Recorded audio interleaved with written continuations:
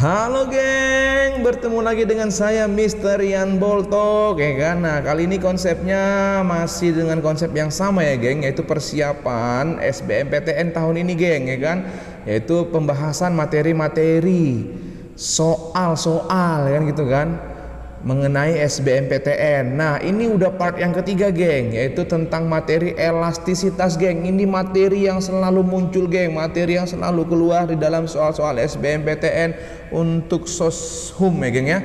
Nah, untuk bidang ekonomi geng. Oke, mari kita lihat geng bagaimana bentuk soalnya geng. Nah, soal yang pertama, walaupun harga beras meningkat akibat persediaan berkurang, permintaan konsumen terhadap beras tidak banyak berubah. Kondisi ini menunjukkan bahwa beras memiliki permintaan yang bersifat, nah gampang sekali geng, lihat harga beras meningkat ya kan, akibat persediaannya berkurang. Tetapi permintaan konsumen terhadap beras tidak banyak berubah geng, artinya stabil geng. Nah, kondisi ini disebut sifatnya apa geng? Sifat elastisitasnya apa geng? Nah, mari kita lihat geng. Yang pertama itu adalah elastis. Elastis ini yaitu persentase perubahan permintaan lebih besar daripada persentase perubahan harga geng. Contohnya adalah barang mewah geng. Nah, artinya lebih besar perubahan permintaan daripada perubahan harganya. Nah, kemudian yang kedua adalah inelastis ya kan. Nah, inelastis ini apa geng? Persentase perubahan permintaan lebih kecil daripada persentase perubahan harga. Contohnya kebutuhan pokok geng. Nah, udah dapat ya geng kan? Nah, itu dia. Tapi kita lanjut dulu geng penjelasannya geng. Yang berikutnya adalah uniter elastis. Apa itu? Persentase perubahan permintaan sama dengan persentase perubahan harga. Ya, perubahan permintaannya sama dengan perubahan harganya, itu adalah uniter elastis. Ya kan? Selanjutnya adalah inelastis sempurna, ya kan? Persentase perubahan permintaan tidak mempengaruhi harga. Artinya walaupun permintaannya berubah tapi harganya tetap. Nah, itu dia geng. Kemudian yang terakhir adalah inelastis sempurna. Ini kebalikan dari inelastis ya. Kebalikan dari elastis ya. Elastis sempurna kebalikannya, yaitu persentase perubahan harga tidak mempengaruhi permintaan. Artinya walaupun harganya berubah-ubah, permintaannya tetap geng. Nah, lihat. Maka jawaban nomor 1 itu walaupun harga beras meningkat akibat persediaannya berkurang, artinya mungkin tak gagal panen ya, makanya persediaannya berkurang. Tapi permintaan konsumen terhadap beras tidak banyak berubah. Tidak banyak berubah permintaan konsumen terhadap beras. Kondisi ini menunjukkan bahwa beras memiliki permintaan yang sifatnya apa? Sifatnya adalah inelastis. Maka jawabannya itu adalah B. Wow, mudah banget ya kan? Nah, mari kita lanjut. Soal yang kedua cuy, lihat komoditas yang permintaannya elastis uniter memiliki koefisien elastisitas absolut sebesar elastis uniter. Wow, mudah banget ya kan? Nah, lihat ya. Kalau elastis E besar dari 1. Nah, kalau dia inelastis E kecil 1. Kalau dia uniter elastis E sama dengan 1. Ya kan? Kalau dia elastis sempurna E sama dengan tak terhingga. Sementara kalau dia inelastis sempurna E sama dengan 0. Maka katanya elastis yang uniter berarti E sama dengan 1. Maka jawabannya adalah C. Wow, mudah banget ya kan? Mari kita lanjut. Oke, soal yang ketiga. Seorang penjual yang tidak mempunyai pesaing di pasar memiliki koefisien elastisitas permintaan min 1,5 ya kan? Nah, untuk meningkatkan nilai penjualannya, strategi yang dilakukan adalah, nah, hal yang perlu kalian ketahui geng, di dalam elastisitas ya tidak berlaku nilai negatif. Artinya semua kita mutlakkan jadi positif. Berarti di sini koefisien elastisitas permintaannya 1,5. Ya kan? Berarti dia elastis. Nah, elastis itu apa geng? Persentase perubahan permintaan lebih besar daripada persentase perubahan harga. Contohnya barang mewah ya, berarti ini bersifat elastis. Nah, kalau untuk barang mewah, jadi untuk meningkatkan nilai penjualan, strategi apa yang dilakukan oleh si penjual kan gitu kan? Nah, apalagi dikatakan seorang penjual yang tidak punya pesaing di pasar, tidak ada pesaingnya di pasar. Maka supaya dia meningkat omset penjualannya, maka dia harus Iya, yaitu jawabannya B, menurunkan harga cuy. Ya, jawabannya adalah B. Wow, mudah banget ya kan, karena katanya untuk meningkatkan nilai penjualannya cuy. Nah, kalau harganya turun maka orang akan berbondong-bondong membelinya kan gitu, kan lebih banyak permintaannya, itu dia. Kita lanjut.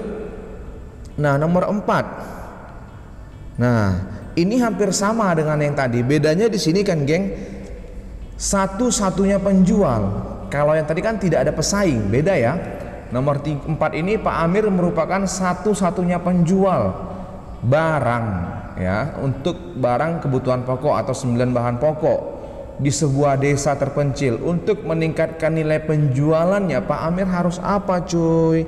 Nah, karena dia satu-satunya penjual di situ dan dia juga menjual kebutuhan pokok atau 9 bahan pokok, maka untuk meningkatkan nilai penjualannya Pak Amir harus bagaimana? Wow, mudah banget ini kan.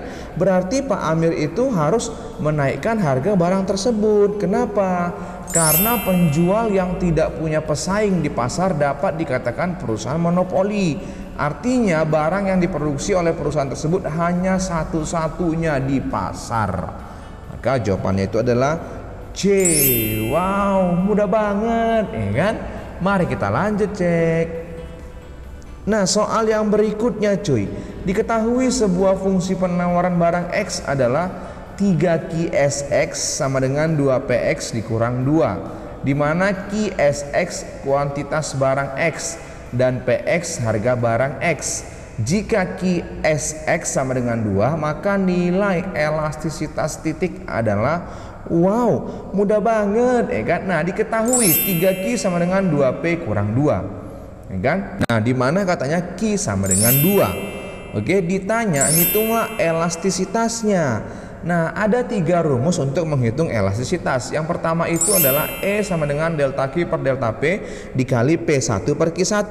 Yang kedua adalah E sama dengan Q aksen, turunan dari Q dikali P per Q.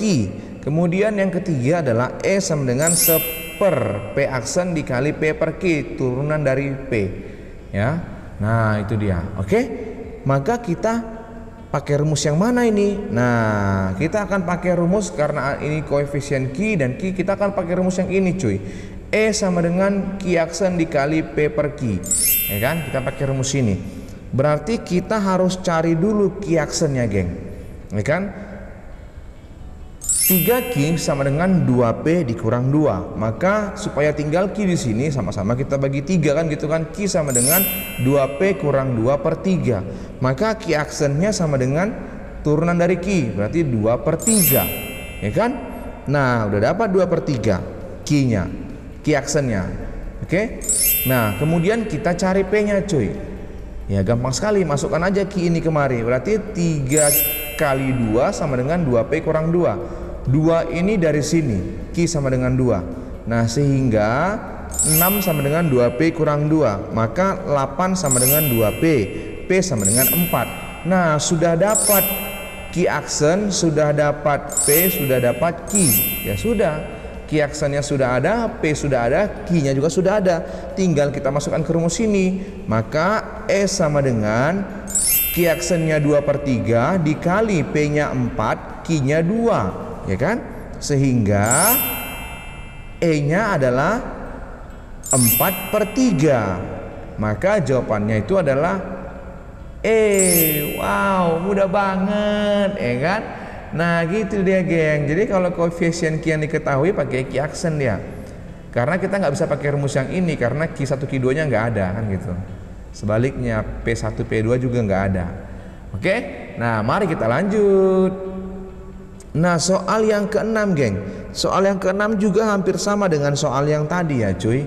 Nah, ini rumusnya tadi untuk menghitung elastisitas.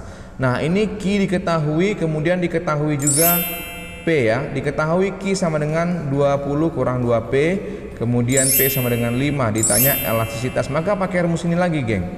Ya, pakai rumus yang ini. Oke. Wow, sekarang kita cari Q aksennya, geng. Maka Q sama dengan 20 kurang 2P, sehingga Q aksennya sama dengan minus 2. Ingat geng, kita mutlakkan ya, tidak ada nilai negatif di dalam elastisitas. Ini pun harus dimutlakkan jawabannya juga. Oke, berarti Q sama dengan minus 2. Oke, maka mari kita cari geng. Kita cari apa? Kita cari dulu P-nya sudah ada. Kita tinggal cari nilai Q-nya kan gitu kan. Berarti kita masukkan kemari.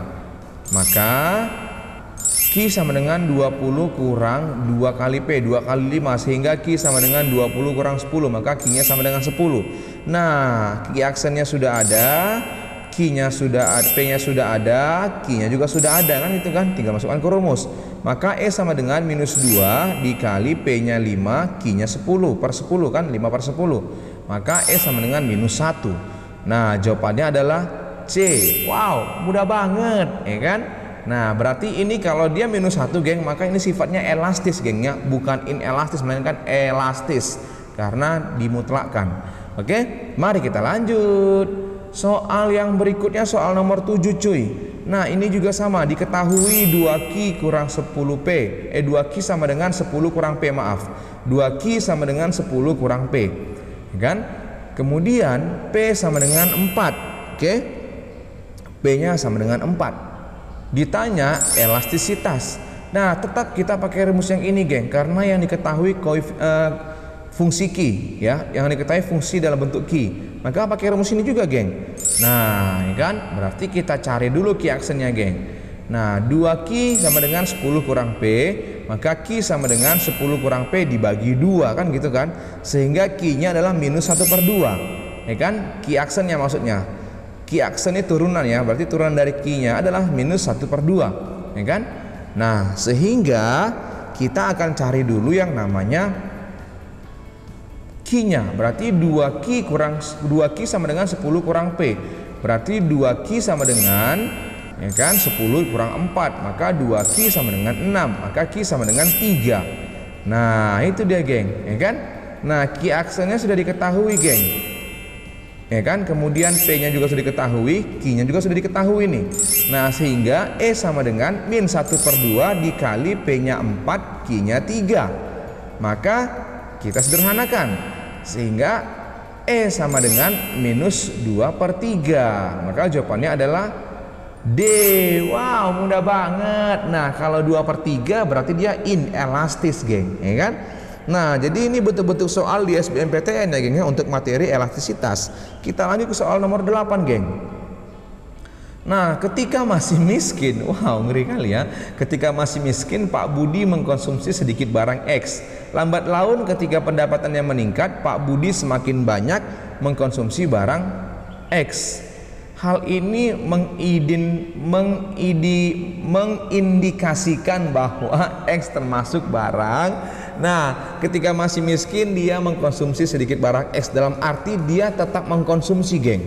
Lambat laun ketika pendapatannya meningkat, Pak Budi semakin banyak mengkonsumsi barang X. Maka barang X tersebut termasuk barang apa geng? Sudah pasti itu barang normal. Jawabannya adalah A. Wow, mudah banget ya kan, barang normal geng. Mari kita lanjut.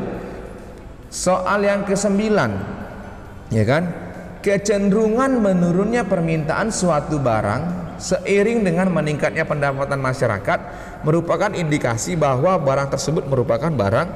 Nah gini geng ya, jadi kalau ada sebuah barang naik pun pendapatan kita, tapi tingkat permintaan kita tidak bertambah atau justru menurun, maka barang itu disebut dengan barang inferior.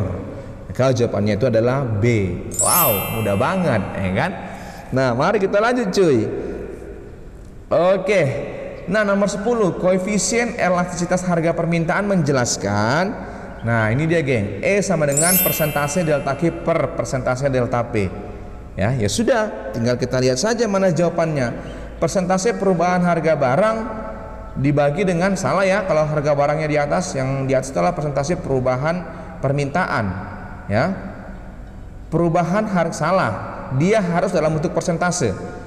Yang C, persentase perubahan jumlah barang yang diminta dibagi dengan tingkat harga, salah, harusnya dibagi dengan persentase perubahan harga barang. Yang D, persentase perubahan jumlah barang yang diminta dibagi dengan persentase perubahan harga barang. Iya, jawabannya adalah D. Wow, mudah banget ya kan. Mari kita lanjut cek. Oke geng, kita lanjut ke soal nomor 11 geng. Ini agak banyak nih geng soalnya geng ya. Nah, soal yang ke-11, ketika penurunan harga barang 20% mengakibatkan kenaikan permintaan 30%, maka permintaan barang tersebut bersifat, nah ingat geng, tadi elastisitas ada 5 sifatnya. Yang pertama elastis ya kan. Nah, inelastis, kemudian unitary elastis, elastis sempurna, dan inelastis sempurna. Nah, kita lihat geng, penurunan harga barang 20% berakibat kenaikan permintaan 30%. Berarti lebih besar perubahan permintaannya geng daripada perubahan harganya, maka disebut dengan elastis geng ya kan. Ini dia dimana persentase delta Q lebih besar dari persentase delta P, maka jawabannya adalah B. Wow, mudah banget ya kan. Nah, ini dia geng, gampang kan. Nah, persentase perubahan permintaan lebih besar daripada persentase perubahan harga. Nah, perubahan harganya kan 20% mengalami penurunan, perubahan permintaannya 30% mengalami kenaikan. Karena hukum permintaan geng, ketika harga turun permintaannya naik ya kan, karena dia elastisitas permintaan, maka jawabannya itu adalah B. Oke, mudah banget. Mari kita lanjut cek. Nah, soal nomor 12 cuy, diketahui elastisitas harga permintaan suatu barang adalah 0,8 atau E sama dengan 0,8. Berarti apabila, wow, mudah banget nih geng. Nah, oke, mari kita lihat. Nah, inelastis katanya persentase perubahan permintaan lebih kecil daripada persentase perubahan harga, di mana persentase delta P lebih besar daripada persentase delta Q, atau kebalikannya, persentase delta Q lebih kecil daripada persentase delta P. Nah, artinya ini apa geng? Nah, artinya ini adalah harga turun 1%, maka jumlah barang yang diminta bertambah 0,8%. Jawabannya C. Itu dia geng, ketika harga turun 1%, maka permintaannya bertambah 0,8%. Tetap lebih tinggi perubahan permintaan harganya dibanding perubahan permintaannya. Nah, itu dia geng ya. Mari kita lanjut geng. Soal yang ke-13 cuy. Wow, mudah banget. Apabila suatu barang memiliki banyak barang substitusinya, maka permintaan terhadap barang tersebut bersifat, nah kalau banyak substitusinya berarti dia sudah pasti bersifat elastis. Jawabannya C. Wow, mudah banget ya. Nah, barang mewah cuy, paling banyak itu barang substitusinya cuy. Oke, kita lanjut. Soal yang nomor 14 ya kan. Soal nomor 14, barang-barang tahan lama atau durable goods umumnya memiliki permintaan yang, nah barang-barang yang tahan lama itu memiliki permintaan yang elastis. Jawabannya adalah C. Itu sudah pasti geng ya kan. Barang mewah itu adalah barang-barang yang tahan lama cuy. Kita lanjut. Soal nomor 15, apabila persentase perubahan jumlah yang ditawarkan lebih kecil daripada persentase perubahan harganya, maka penawarannya bersifat, sudah pasti bersifat ini dia ya kan. Nah, persentase perubahan permintaan lebih kecil. Nah, persentase perubahan jumlah yang ditawarkan lebih kecil, berarti tinggal ganti aja permintaan dengan penawaran kan, lebih kecil daripada persentase perubahan harga, maka dia bersifat inelastis. Persentase delta Q-nya lebih kecil daripada persentase delta P-nya, maka jawabannya itu adalah D. Wow, mudah banget. Kita lanjut geng. Soal nomor 16, jika permintaan suatu barang bersifat elastis ya kan, barang mewah nih cuy, perubahan permintaannya lebih besar daripada perubahan harganya ya, atau persentase delta Q lebih besar daripada persentase delta P, maka untuk meningkatkan penerimaan perusahaan atau total revenue, pengusaha tersebut harus bagaimana cuy? Sudah pasti harus, kalau dia untuk barang mewah, iya, kalau harganya kita turunkan, maka permintaannya akan semakin meningkat, maka jawabannya itu adalah A. Wow, mudah banget ya kan. Barang mewah cuy, kalau harganya tiba-tiba turun, pasti permintaannya meningkat. Nah, itu dia. Lagi murah weh. Harusnya ini mahal nih, lagi murah nih. Naik kan permintaannya. Oke, kita lanjut. Soal yang ke-17 cuy. 17. Pak Ucok menjual barang X rata-rata 40 unit per hari. Namun Pak Ucok kecewa karena jumlah penjualannya menurun sebesar 20% per hari. Pada saat pendapatan masyarakat mengalami peningkatan, cuy.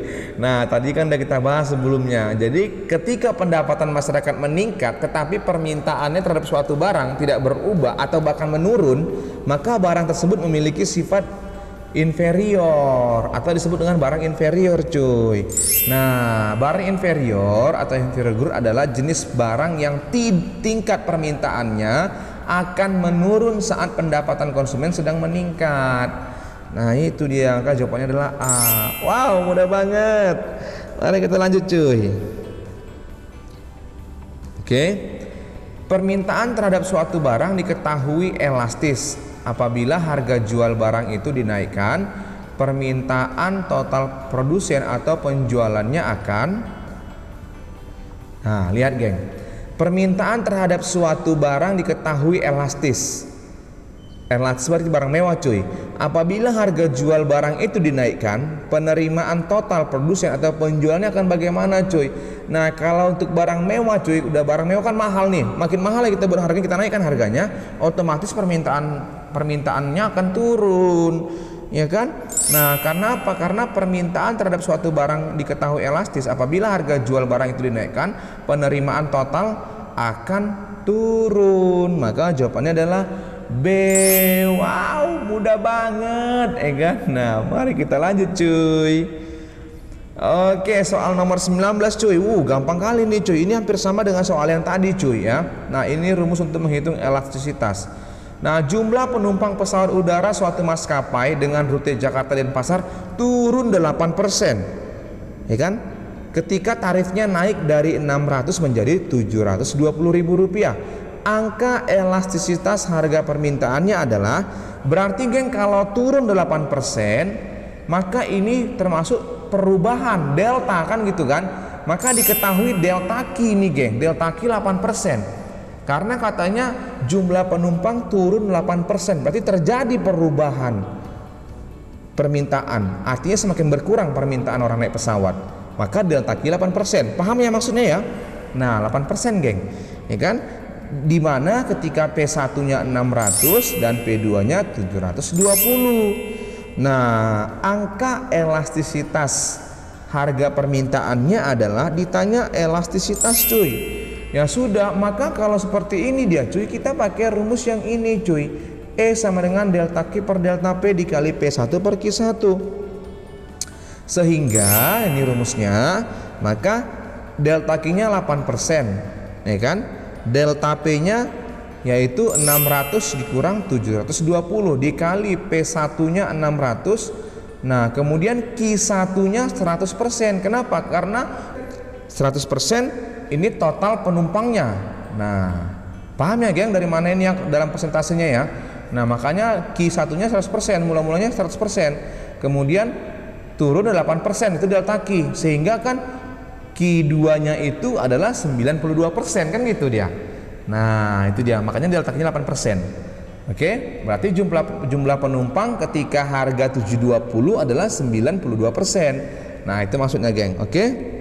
Nah, maka E sama dengan 8% per minus 120.000 dikali 600.000 per 100%. Nah, kita habiskan ini, geng, ya kan? Berarti tinggal 2 dan tinggal 25 di sini.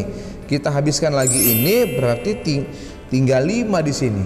Nah, E sama dengan, berarti minus 2 per 1 dikali 5 per 25, ya kan? Sehingga E sama dengan minus 10 per 25. Maka E sama dengan minus 0,4. Maka jawabannya adalah B. Nah, kalau seperti ini kayak mana? Nah, tadi kan saya katakan kan dimutlakkan. Nah, ini tetap jawabannya minus 0,4, tetapi koefisiennya adalah inelastis. Nah, jadi kalau ada dua seperti ini, jawabannya yang kamu pilih adalah minus 0,4. Nah, bukan 0,4 ya, melainkan minus 0,4. Maka jawabannya itu adalah B. Wow, mudah banget, ya kan? Nah, mari kita lanjut, geng. Oke, lihat, sebuah riset berhasil menemukan fungsi permintaan pakaian Sebuah riset berhasil menemukan fungsi permintaan pakaian jadi merek tertentu, yaitu berarti diketahui QD sama dengan 150 kurang 1,5 P. Jika konsumen membeli 10 unit, berarti Q1 10 unit pada saat harga 20 per unitnya, maka P1-nya 20. Angka elastisitas permintaan pakaian jadi tersebut termasuk dalam kategori mana? Berarti yang ditanya adalah sifat elastisitasnya, sifatnya bagaimana kan gitu kan. Nah, kalau gini pakai rumus yang mana kita, geng? Kita pakai rumus yang ini, geng. E sama dengan Q aksen dikali P per Q. Nah, ini dia kan. Maka kita cari dulu Q aksennya, geng. Dimana Q sama dengan 150 kurang 1,5 P. Maka Q aksennya adalah minus 1,5. Ya kan? Nah, itu dia, geng. Ya sudah. Q aksennya sudah ada, P-nya sudah ada, Q-nya sudah ada, tinggal masukkan ke rumus. Maka Q aksen turunannya tadi 1,5 dikali P-nya 20 sorry. Q aksennya minus 1,5, yang ini ya P-nya 20 kemudian Q-nya 10. Nah, ini dia, geng. Ya sudah, kita sederhanakan ini kan jadi 2, maka S sama dengan minus 1,5 kali 2, maka S sama dengan minus 3. Berarti ini koefisiennya elastis, geng, bukan inelastis, melainkan elastis karena kita mutlakkan. Nah, jawabannya itu adalah B. Wow, mudah banget, ya kan? Nah, mari kita lanjut, geng, soal yang berikutnya, soal nomor 21. Nah, ini juga hampir sama dengan yang tadi, geng, ya. Hampir sama. Pada saat harga itu diketahui P1-nya 8.000, jumlah barang yang diminta berarti Q1-nya 8 unit. Kemudian pada saat harga naik menjadi 12.000, maka P2-nya 12.000, jumlah barang yang diminta turun, nanti Q2-nya menjadi 6. Hitunglah angka elastisitas harga permintaan. Ditanya adalah elastisitas, maka pakai rumus yang ini, geng. E sama dengan delta Q per delta P dikali P1 per Q1. Ya sudah, maka E sama dengan delta Q-nya Q2 kurang Q1 minus 8, delta P-nya 12.000 kurang 8.000 4.000 dikali P1-nya 8.000, Q1-nya 8. Ya kan? Gampang kan? Nah, maka E-nya sama dengan 0,5, cuy. Berarti sifatnya ini apa? Sifatnya adalah inelastis. Maka jawabannya adalah E, inelastis. Wow, mudah banget, ya kan? Mari kita lanjut, cuy. Aduh, banyak sekali, geng, soal mengenai elastisitas. Nah, kita lanjut. Diketahui ya pada saat harga per unit suatu barang 100.000, berarti diketahui P1 100.000, jumlah barang yang ditawarkan 50 unit, berarti Q1 50 unit. Dan ketika harga per unit turun menjadi 50.000, berarti P2 50.000, jumlah barang yang ditawarkan berarti Q2 30 unit. Maka ditanya nilai koefisien elastisitas tersebut bersifat apa? Ya kan, ditanya sifat elastisitasnya. Nah, ini gampang kali nih, cuy. Maka kita pakai rumus E sama dengan delta Q per delta P dikali P1 per Q1. Maka delta Q-nya Q2 kurang Q1, berarti delta Q-nya minus 20, ya kan. Delta P-nya minus 50.000. Maka E sama dengan minus 20 per minus 50.000 dikali P1-nya 100.000, Q1-nya adalah 50 unit. Nah, ya sudah, geng, sederhanakan saja sehingga jawabannya E sama dengan 0,8. Sifatnya adalah inelastis. Maka jawabannya adalah B. Wow, mudah banget. Oke, geng, mari kita lanjut, geng. Wow. Soal nomor 23, geng. Soal nomor 23, hal yang perlu dilakukan oleh penjual barang mewah bila menginginkan penerimaan totalnya meningkat adalah, wow, mudah banget, geng, turunkan harga jualnya, geng, maka permintaannya akan meningkat. Maka jawabannya adalah A, ya kan? Ingat, geng, barang mewah kalau ingin meningkatkan omset penjualannya atau menambah total revenue-nya, maka turunkan aja harga barangnya, geng, harga jualnya, geng. Oke, jawabannya adalah A, pasti permintaannya meningkat. Kita lanjut, geng. Soal nomor 24, jika hubungan antara barang X dan barang Y adalah komplementer, maka koefisien elastisitas silang EC-nya adalah, wow, mudah banget. Oke. Nah, ini dia, geng. Koefisien elastisitas silang dua barang yang memiliki hubungan komplementer adalah negatif, ya kan? Nah, elastisitas silang negatif namanya geng kalau barang komplementer. Kalau barang substitusi dia elastisitas silang positif ya, kalau komplementer negatif. Nah ini dia kalau substitusi positif ya. Ingat aja, elastisitas silang negatif untuk barang komplementer, elastisitas silang positif untuk barang substitusi. Maka kalau dia negatif sudah pasti EC-nya kecil dari 0. Maka jawabannya itu adalah B. Wow, mudah banget ya kan? Mari kita lanjut cuy. Soal nomor 25 cuy. Nah ini juga sama, jika ini ya geng ya, jika barang X merupakan substitusi dari barang Y, nilai elastisitas silang antar barang X dan barang Y adalah wow. Nah kalau dia elastisitas silang negatif barang komplementer, kalau dia yang positif barang substitusi, berarti EC besar dari 1 atau besar dari 0. Maka jawabannya adalah B. Wow, mudah banget. Kita lanjut cuy.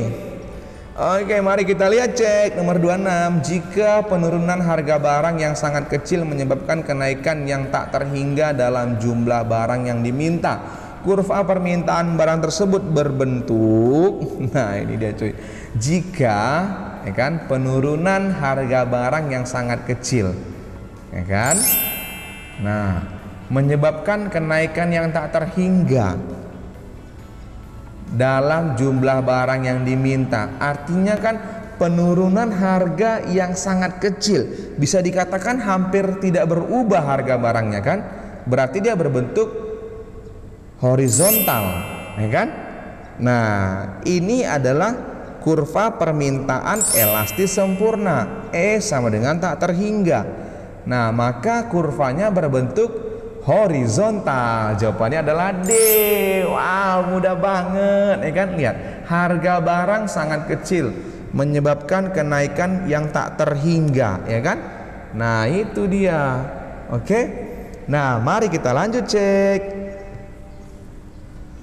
Nah, soal yang terakhir nih geng, pada saat pendapatan 2,4 juta per bulan, jumlah barang yang dibeli sebanyak 20 unit per bulan. Kemudian pendapatannya meningkat menjadi 2,8 juta per bulan. Maka jumlah barang yang dibeli berkurang menjadi 19 unit. Wah, udah tahu geng barang apa ini geng ya. Jadi pendapatan kita meningkat tapi tidak mempengaruhi tingkat permintaan kita, maka barangnya adalah barang inferior geng. Jawabannya adalah B. Wow, mudah banget ya kan? Oke geng, thank you geng, sudah selesai pembahasan untuk soal-soal SBMPTN ya, untuk materi elastisitas, materi yang selalu keluar. Nah, buat teman-teman yang sudah menonton, silahkan di like, di komen, di share, dan di subscribe channel ini. Oke, dukung terus channel Rian Boltok ya geng ya. Ayo tingkatkan subscribernya geng. Oke, terima kasih semuanya, salam sehat, dan semoga kalian lulus di perguruan tinggi negeri yang kalian inginkan. Amin. 3, 2, 1, go, close the door. Bye bye.